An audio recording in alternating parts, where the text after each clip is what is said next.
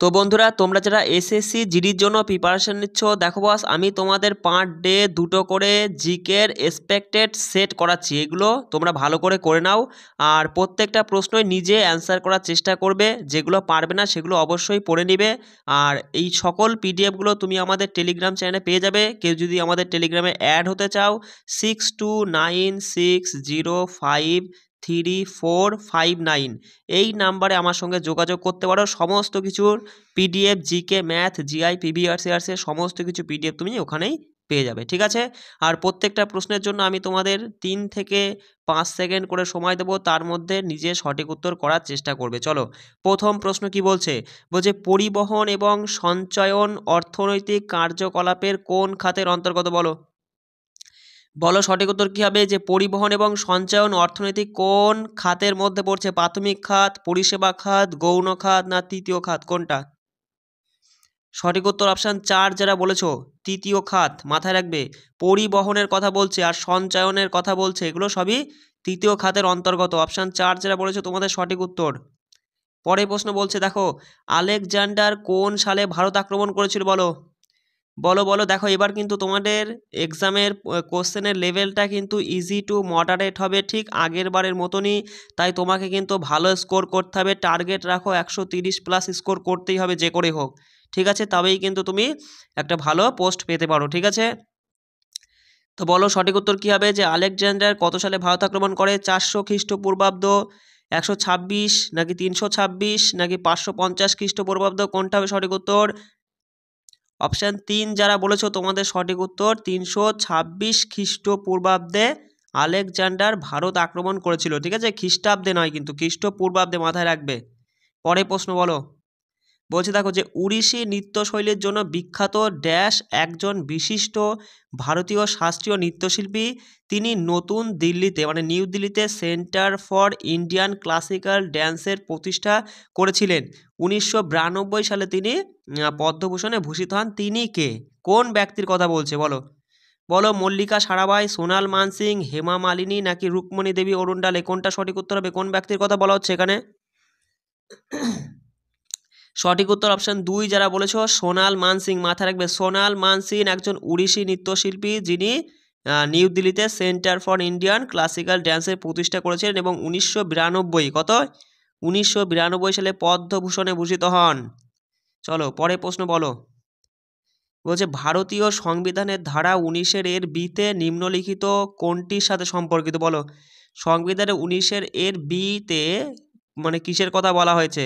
বাক স্বাধীনতা ও মত প্রকাশের স্বাধীনতার কথা বলা হয়েছে, নাকি শান্তিপূর্ণ ও অস্ত্র ছাড়া সমাবেশ হওয়ার অধিকারের কথা বলছে, না সংঘ বা সংগঠন গঠনের অধিকারের কথা বলছে, না ভারতের সার্বভৌম ভূখণ্ডে স্বাধীনভাবে চলাচলের অধিকার? কোনটা কোনটা সঠিক উত্তর? বলো অপশান 2 যারা বলেছো তোমাদের সঠিক উত্তর। মাথায় রাখবে, শান্তিপূর্ণভাবে ও অস্ত্র ছাড়া সমাবেশ করার অধিকার দেয় আমাদের এই তোমার ধারা 19 এর বিতে, ঠিক আছে? মাথায় রাখবে, ভালো তথ্য। যেগুলো পারবে না অবশ্যই মুখস্থ করে নিবে। বলছে দেখো, মহাবলীপুরমের তীরের মন্দির, তার বলছে যে পাথর কাটা স্থাপত্যের জন্য উল্লেখযোগ্য এটা, এই মন্দিরটা আর কি। তা বলছে কোন পল্লব রাজার রাজত্বকালে এই মন্দিরটা নির্মিত হয়েছিল? বলো বলো মহাবলীপুরমের তীরের মন্দির কোন মন্দিরের কথা বলছে? শোর মন্দির, যেটা পাথর কাটা স্থাপত্যের জন্য উল্লেখযোগ্য। কোন পল্লব রাজার রাজত্বকালে নির্মিত হয়? মহেন্দ্র বর্মন, প্রথম মহেন্দ্র বর্মন, নাকি প্রথম নরসিংহ বর্মন, না দ্বিতীয় নরসিংহ বর্মন, না পুলকেশীর প্রথম পুলকেশীর? কোনটা হবে সঠিক উত্তর? বলো সঠিক উত্তর রাজ সিংহ। মাথায় রাখবে, যাকে বলা হয় দ্বিতীয় নরসিংহ বর্মন। এবার অপশানে ধরো এই 3টে তুলে দিল, মাঝখানে এটা না দিয়ে দিল রাজ সিংহ, ঠিক আছে? অনেকে হয়তো এটা করে দিয়ে চলে আসলে পরে কিন্তু ভুল হয়ে যাবে। মাথায় রাখবে, রাজ সিংহই কিন্তু তোমার হচ্ছে দ্বিতীয় নরসিংহ বর্মন, অর্থাৎ অপশান 3 এখানে সঠিক উত্তর হয়ে যাচ্ছে। চলো পরের প্রশ্ন বলো, বলছে বদ্ধ অর্থনীতি হলো সেই অর্থনীতি যেখানে শুধু রপ্তানি হয়, নাকি বাজেট ঘাটতি কম, নাকি শুধু আমদানি হয়, নাকি কোনো বৈদেশিক বাণিজ্য নেই? কোনটা সঠিক উত্তর হয়? বলো অপশান 4 যারা করছো তোমাদের সঠিক উত্তর। মাথায় রাখবে, বদ্ধ অর্থনীতি হলো সেই অর্থনীতি যেখানে কোনো বৈদেশিক বাণিজ্য নেই। অপশান 4 আমাদের সঠিক উত্তর। বলছে দেখো, যে আদিল শাহের সমাধি গোল গম্বুজ এটা কোন রাজ্যে অবস্থিত বলো? বলো, আদিল শাহের সমাধি গোল গম্বুজ কোন রাজ্যে? কর্ণাটক, তামিলনাড়ু, কেরালা না তেলেঙ্গানা? কোনটা সঠিক উত্তর হবে?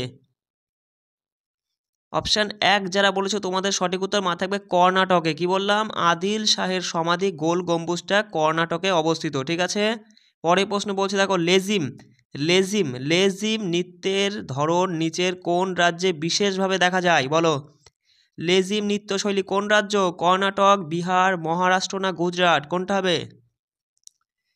অপশান 3 যারা করছো তোমাদের সঠিক উত্তর মহারাষ্ট্র। মাথায় রাখবে, লেজিম নৃত্যের ধরন মহারাষ্ট্র রাজ্যের বিশেষ একটা নৃত্যশৈলী। ঠিক আছে, বলছে দেখো যে চেরাও নৃত্য নিম্নলিখিত কোন রাজ্যের ঐতিহ্যবাহী নৃত্যশৈলী?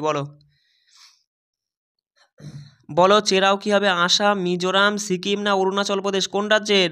অপশান 2 যারা বলেছো তোমাদের সঠিক উত্তর মিজোরাম। মাথায় রাখবে, চেরাও নৃত্য হলো মিজোরাম রাজ্যের ঐতিহ্যবাহী নৃত্যশৈলী। ঠিক আছে, বলছে ভারতের কয়টি মৌলিক অধিকার আছে? বলো, এখন বর্তমানে ভারতের কয়টি মৌলিক অধিকার আছে? 10টি, 7টি, 5টি না 6টি? কয়টি আছে বলো? অপশান 4 যারা বলেছো 6টি। মাথায় রাখবে, বর্তমানে ভারতের 6টি মৌলিক অধিকার রয়েছে। কয়টি? 6টি। ঠিক আছে, বলছে প্যারিস অলিম্পিক 2024-এ সমাপনী অনুষ্ঠানে ভারতের নেতৃত্ব দেবেন কে? বলো সমাপনী অনুষ্ঠানে ভারতের হয়ে নেতৃত্ব দেবেন কে? প্যারিস অলিম্পিক 2024-এর কথা বলছে। সবরজোৎ সিং নাকি মনু ভাকের নাকি অভিনব বিন্দ্রা না নীরজ চোপড়া? কোনটা হবে সঠিক উত্তর?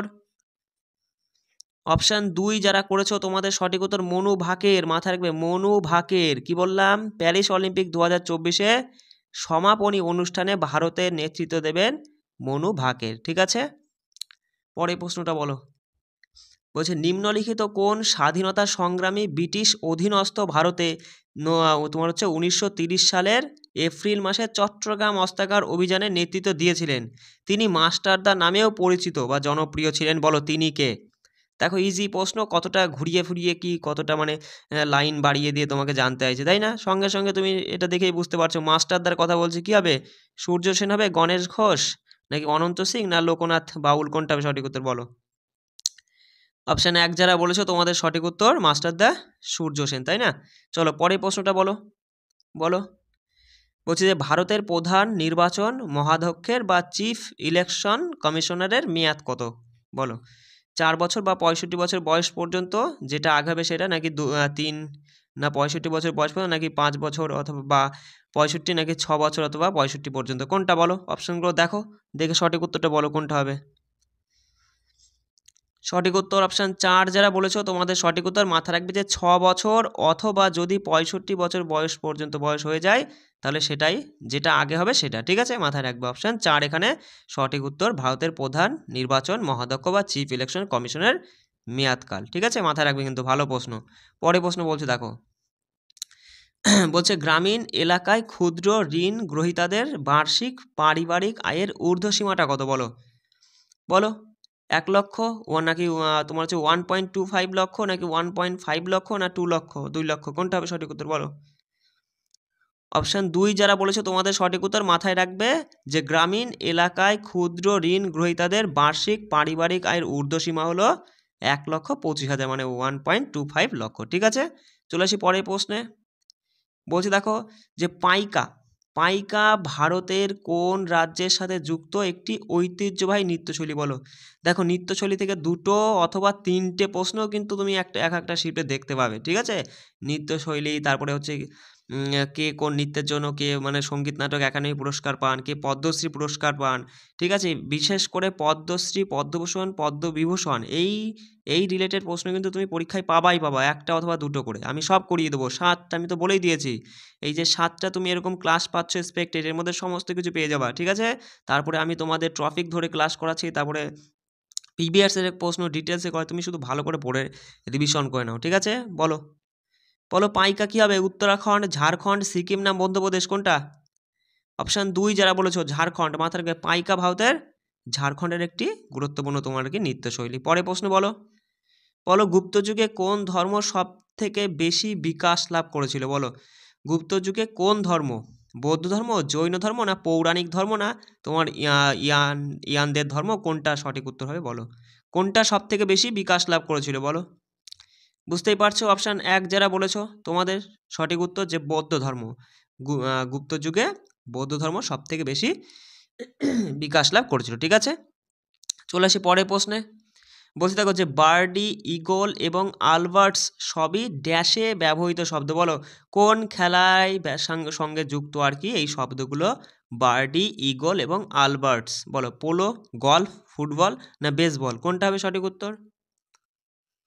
একদম অপশান 2 যারা বলেছো তোমাদের সঠিক উত্তর গলফ। মাথায় রাখবে যে বার্ডি, ইগল, আলবার্টস এগুলো সবই হচ্ছে গলফ খেলার সঙ্গে যুক্ত শব্দ। ঠিক আছে, পরে প্রশ্ন বলছে কে 2024 এশিয়ান বিলিয়ার্ডস চ্যাম্পিয়নশিপের শিরোপা জিতেছে বলো? 2024 এশিয়ান বিলিয়ার্ডস চ্যাম্পিয়নশিপের শিরোপা জিতেছে কে? পঙ্কজ আদবানি, নাকি অনুপমা রামচন্দ্রন, নাকি ধ্রুব সিতোয়ালা, নাকি তোমার হচ্ছে পাঞ্চাই চন্নই, কোনটা হবে বলো?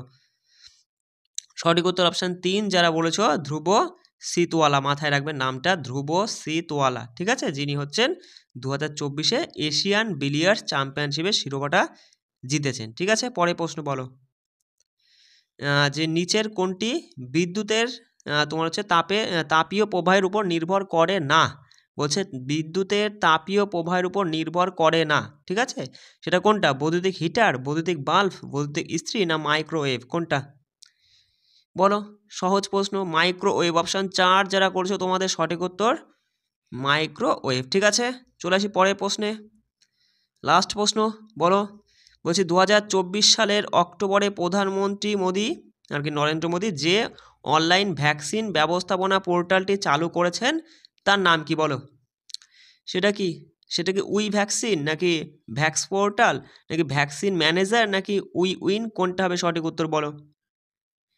সঠিক উত্তর অপশান 4 যারা বলেছো উইন। মাথায় রাখবে 2024 সালের অক্টোবরে প্রধানমন্ত্রী নরেন্দ্র মোদী যে অনলাইন ভ্যাকসিন ব্যবস্থাপনার পোর্টালটি চালু করবেন মানে কি করেছেন আর কি। ঠিক আছে, সেটা হচ্ছে উইন। মাথায় রাখবে উইন। ভালো প্রশ্ন। ঠিক আছে, এই ছিল তোমাদের একটা জিকে সেট। এইরকমই সেট তুমি দেখবা তোমার এক্সাম সেন্টারে গিয়ে, তুমি তোমার শিফটে এরকমই সেট দেখতে পাবে, কোনো অসুবিধা নেই। ভালো করে শুধু পড়ে রিভিশন করে যা ঘুরিয়ে। ঠিক আছে, আর আমি রয়েছি তো, কোনো রকমের কোনো সমস্যা হলে আমার সঙ্গে যোগাযোগ করবে 6296053459 এই নাম্বারে আমার সঙ্গে যোগাযোগ করতে পারো। ঠিক আছে, কোনো অসুবিধা নেই।